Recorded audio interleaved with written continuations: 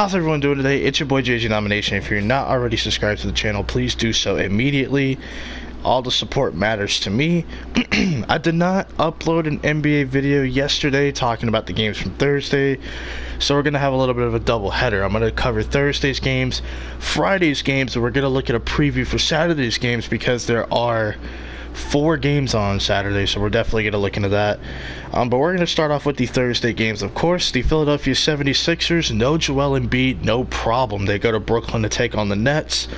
And what was a 131-115 finish, Philadelphia is now up 2-1.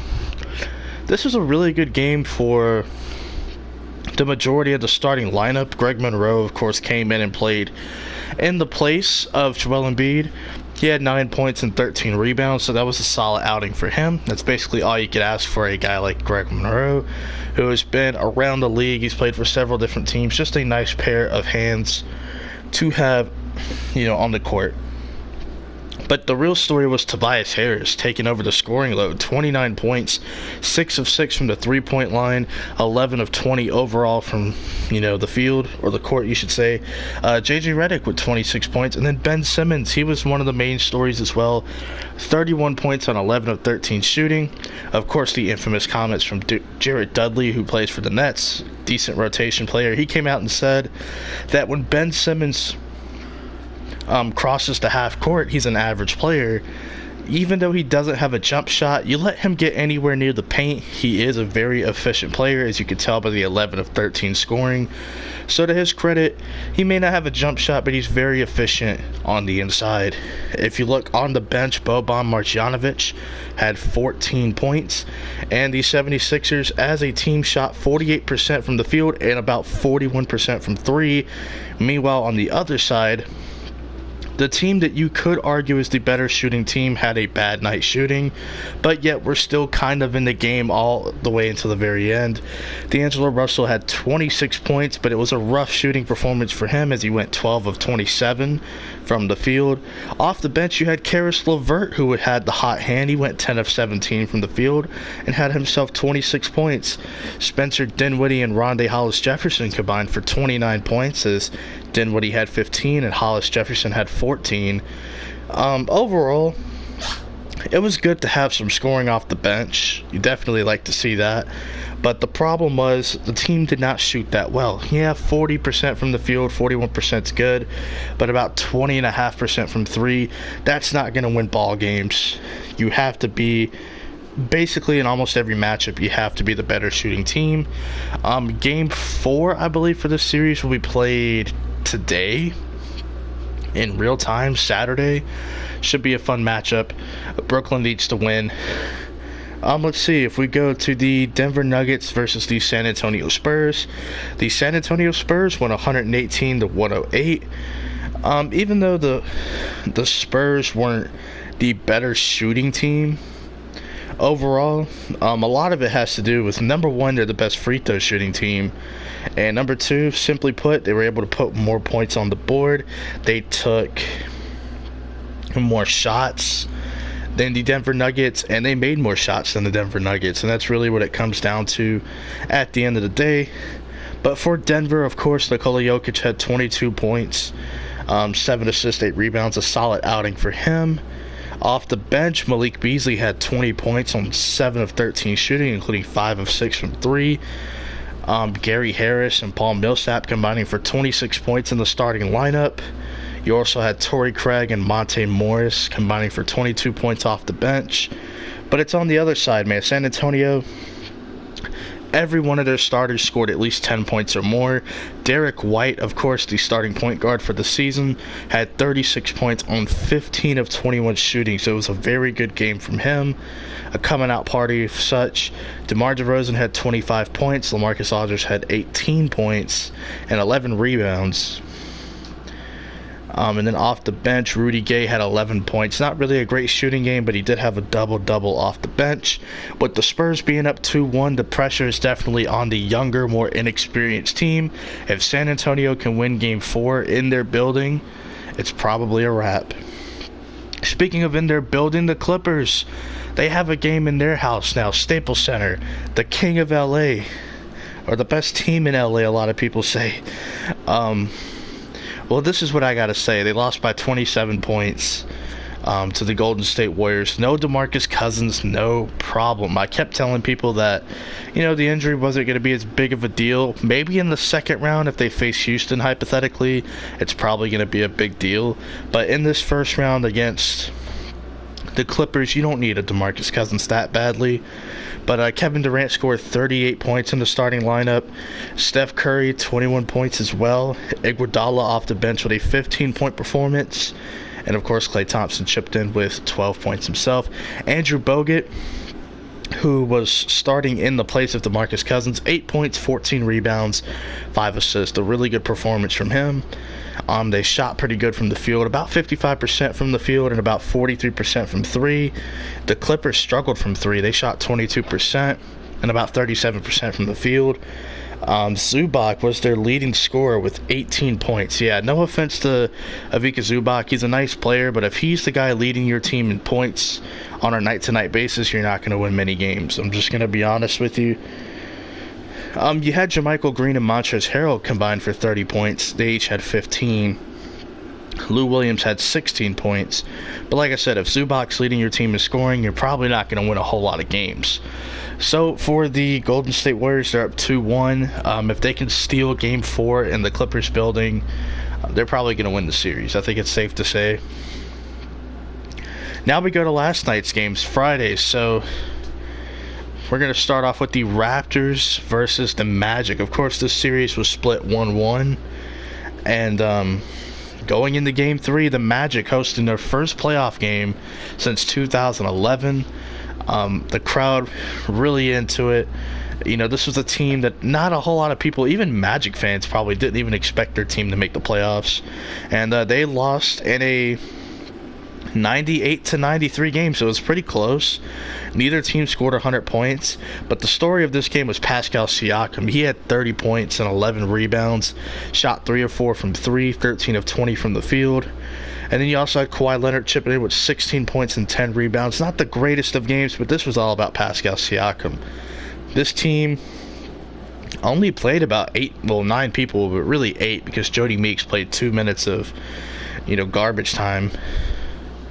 Very interesting right there. The Magic, they played about 9 guys as well. Terrence Ross off the bench with 24 points. Nikola Vucevic had 22 points and 14 rebounds on 7 of 13 shooting. Let's see here. Jonathan Isaac had 14 points. And Eric Gordon had 10 points. The Magic, not really a great shooting team, whereas the Raptors were slightly better. They shot 45% from the field, 39% from three, whereas the Magic shot 36% from the floor and about 30% from three. The Magic, it was fun while it lasted. Once again, that was a very close game. You're definitely giving Toronto a run for their money. I don't think you guys win the series, but let me tell you, there are a lot of rebuilding teams in the NBA. There are a lot of teams who aren't playoff caliber teams that somehow find their way into the playoffs. The Orlando Magic is one of them. This is a team who hasn't necessarily hit on all of their draft picks, but this is a team with young players on the roster that are going to benefit from this experience, and I think it'll make them better down the road. So even if the Magic don't win the series, the fact that they went into Toronto and got Game 1 and they played really hard in Game 3, listen, it's going to make the young players even more battle-tested. I think this playoff experience is really important for the Magic.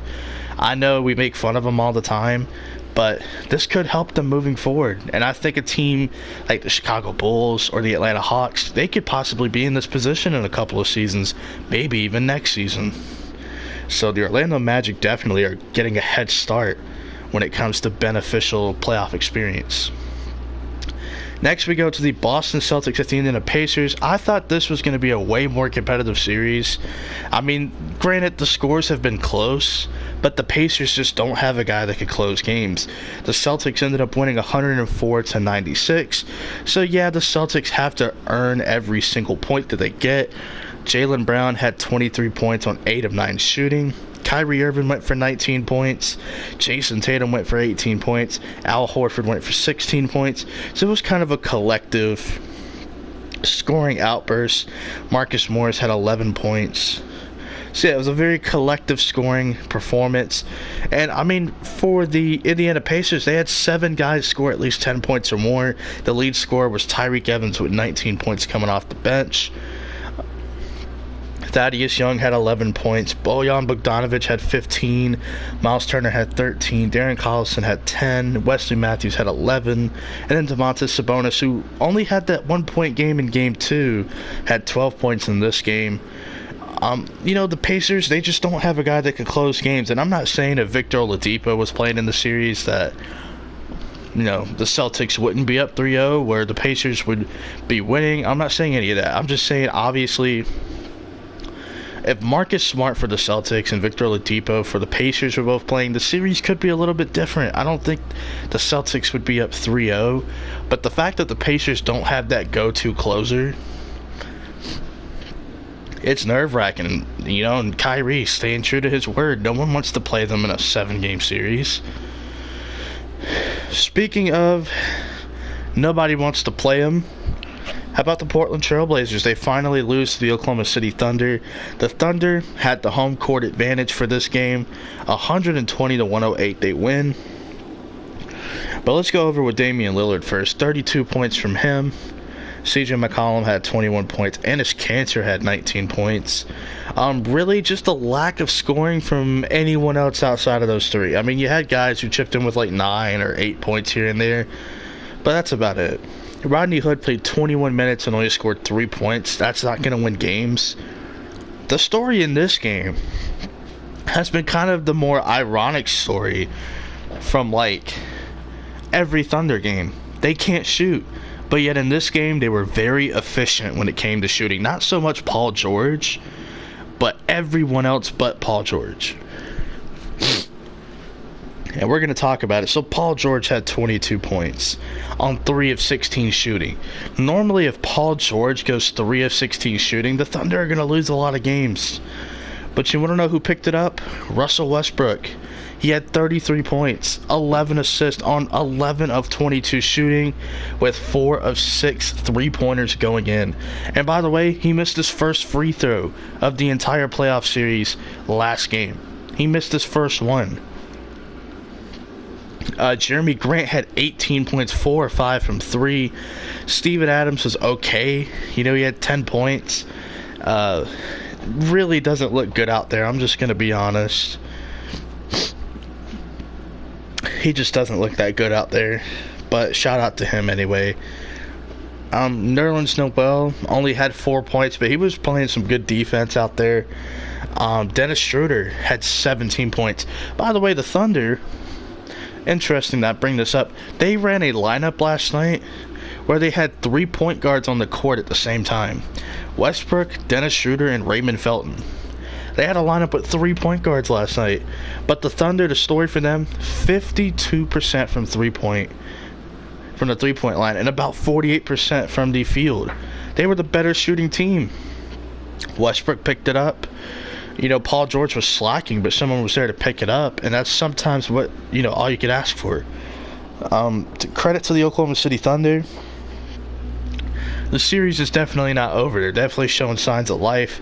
If they win Game 4, Oklahoma City that is, you got yourself a very interesting series, and that's all I can really say. If Oklahoma City wins, I think there's the potential that it goes to a 7-game series. But a fun fact about Portland, they have been up 2-0 in 14 playoff series in franchise history, and they've never lost being up 2-0. So this potentially could be the first time it happens, or history repeats itself and Portland is 15 for 15 in terms of not blowing 2-0 leads. But there you go. There's your doubleheader. Of course, Philadelphia and Brooklyn will play again today in real time. I think Milwaukee, Detroit plays again.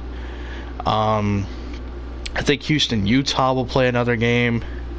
I forget the 4th game. I want to say it's Denver, San Antonio, but I forget. But hopefully you guys enjoy. Let me know how you feel about the playoffs, and peace.